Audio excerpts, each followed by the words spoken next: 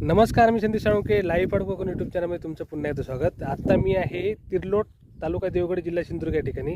आणि आता मी तुम्हाला जे दाखवणार आहे ना, ते चित्र बघा. आता मी तिर्लोटच्या साड्यावरती आहे, म्हणजे तिर्लोट गावामध्ये. आणि हे बघा, या आजूबाजूला खूप सारी इकडे गुरं आहेत, बैल, गाय खूप सारे आहेत. आणि हे चित्र कोकणातून आता दुर्मिळ होत चाललं आहे.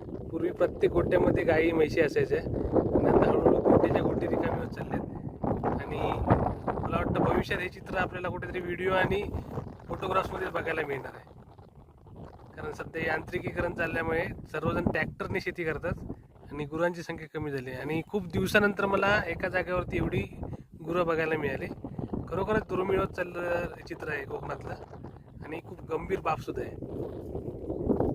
हे बघा, हे आजूबाजूला आहेत जवळपास 40 ते 50 गुरं दिसतात मला.